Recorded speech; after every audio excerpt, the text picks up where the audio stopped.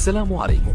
لا تنسوا الاعجاب بالفيديو والاشتراك في القناة تشجيعا لنا لنستمر بنشر المزيد إن شاء الله.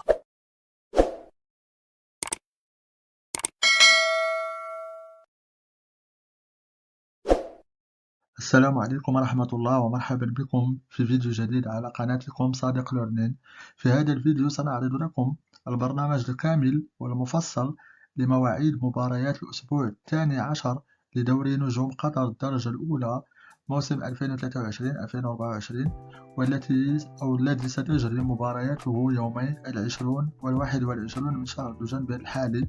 فمرحبا بكم وشكرا لكم على المتابعة. ستنطلق مباريات الأسبوع الثاني عشر لدوري نجوم قطر الدرجة الأولى في اليوم الأول، والذي يصادف يوم الأربعاء 20 من دجنبر، والذي سيعرف إجراء 4 مقابلات أولها يحل من خلالها فريق الوكرة ضيفا على فريق معيدر على أرضية استاد حمد بن خليفة انطلاقا من الساعة 5:30 مساء توقيت السعودية وقطر.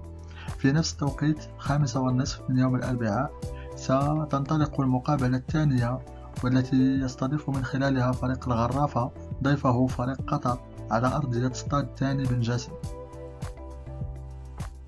المقابلة الثالثة التي سيتم إجراؤها يوم الأربعاء 20 من دجنبر سيحل فيها فريق العربي ضيفا على فريق الشمال انطلاقا من الساعة 7:30 مساء على أرضية استاد البيت.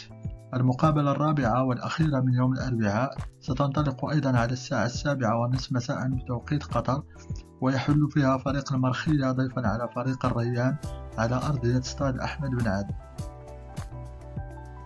ستستمر مباريات الأسبوع الثاني عشر لدوري نجوم قطر في اليوم الثاني الذي يصادف يوم الخميس 21 من دجنبر.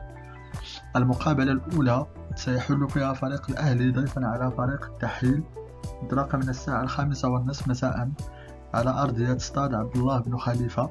أما المقابلة الثانية فيحل من خلالها فريق صلال ضيفا على فريق السد انطلاقا من الساعة 7:30 مساء على أرضية استاد جاسم بن حمد. إذا كان هذا الجدول المفصل لمواعيد مباريات الأسبوع الثاني عشر لدوري نجوم قطر الدرجة الأولى.